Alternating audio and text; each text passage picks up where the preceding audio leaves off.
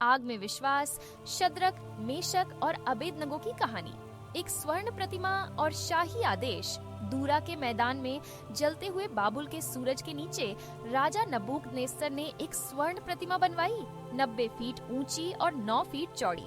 यह प्रतिमा भीड़ के ऊपर राजसी शान से खड़ी थी, राजा के अहंकार और शक्ति का प्रतीक। फिर शाही आदेश आया, जो तुरहियों की ध्वनि के साथ घोषित हुआ। सभी जातियों, भाषाओं और राष्ट्रों के लोगों, राजा की आज्ञा सुनो।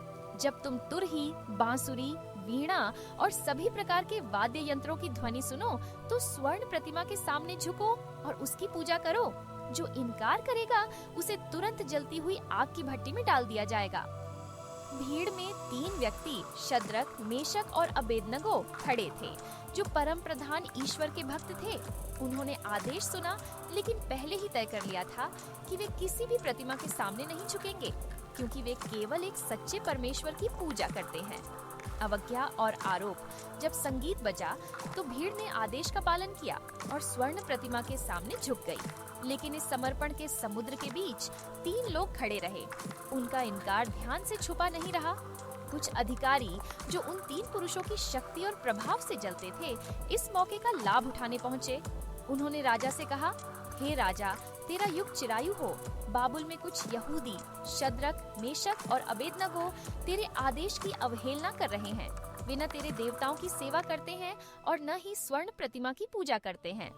राजा नबूकदनेस्सर का अभिमान आहत हुआ और उनका क्रोध प्रज्वलित हो उठा। उन्होंने उन पुरुषों को अपने सामने बुलाने का आदेश दिया। विश्वास की परीक्षा। राजा ने तीनों को घूरते हुए कहा, क्या यह सच है, शद्रक, मेशक और अबेदनगो, कि तुम मेरे देवताओं की सेवा नहीं करते और मेरी बनवाई स्वर्ण प्रतिमा की पूजा नहीं करते? मैं तुम्हें एक और मौका दूंगा। अगर संगीत बजते ही तुम झुक जाओ, तो सब माफ कर दिया जाएगा। लेकिन अगर तुम नहीं झुको, तो तुम्हें जलती हुई भट्टी में डाल दिया जाएगा। तब कौन सा देवता तुम्हें मेरे हाथ से बचा सकेगा? शद्रक, मेशक और अबेदनगो ने उत्तर दिया, हे राजा, इस विषय में हमें कोई सफाई देने की आवश्यकता नहीं है। यदि हमें आग की भट्टी में डाला जाता है, तो हमारा परमेश्वर, जिसकी हम सेवा करते हैं, हमें बचाने में सक्षम है। और यदि ऐसा न भी हो, तब भी हम तेरे देवताओं की सेवा नहीं करेंगे और न ही उस स्वर्ण प्रतिमा की पूजा करेंगे। राजा का गुस्सा अब सीमा लांघ चुका था। उसने भट्टी को 7 गुना अधिक गर्म करने का आदेश दिया और अपने सबसे ताकतवर सैनिकों को तीनों पुरुषों को बांधने और आग में डालने का हुक्म दिया। आग में फेंकना। तीनों पुरुष बंधे हुए और असहाय भट्टी की ओर ले जाए गए। लपटें इतनी भयंकर थीं कि जो सैनिक उन्हें फेंकने गए, वे आग की गर्मी से जलकर मर गए। शद्रक, मेशक और अबेदनगो भट्टी में गिर गए, बंधे हुए और लपटों से घिरे हुए। लेकिन जैसे ही भीड़ ने देखा, कुछ असाधारण हुआ। चौथा व्यक्ति, राजा नबूकदनेस्सर ने भट्टी की ओर झांकते हुए कहा, क्या हमने 3 व्यक्तियों को आग में नहीं डाला था? राजा चौंक कर बोला, लेकिन मैं 4 व्यक्तियों को आग में चलते हुए देख रहा हूँ, जो बंधे नहीं हैं और उन्हें कोई हानि नहीं पहुँची है। और चौथा व्यक्ति देवताओं के पुत्र जैसा दिखता है। उद्धार और घोषणा। राजा नबूकदनेस्सर ने पुकारा, शद्रक, मेशक और अबेदनगो, परम प्रधान ईश्वर के सेवकों, बाहर आओ। राजा और उसके सलाहकारों ने तीनों की जांच की। उनके बाल तक नहीं जले थे, नहीं उनके कपड़ों में आग की गंध थी। यह ऐसा था मानो आग ने उन्हें छुआ तक न हो।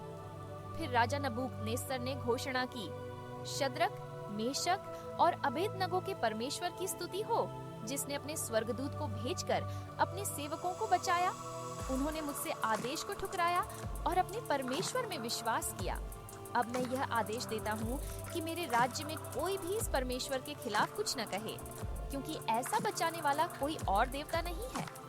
विश्वास का प्रतिफल शद्रक, मेशक और अबेदनगो को राजा ने सम्मानित किया, लेकिन उनका सबसे बड़ा प्रतिफल यह था कि उनके विश्वास ने परम प्रधान ईश्वर की महिमा की और सभी को दिखाया कि केवल वही बचा सकता है। समापन शब्द। यह अविचल विश्वास की कहानी है, उन पुरुषों की जिन्होंने मृत्यु के सामने भी अपने परमेश्वर पर विश्वास किया। ये हमें याद दिलाती है कि जब हम अपने विश्वास में अडिग रहते हैं, तो परमेश्वर, जो हमारे साथ आग में चलता है,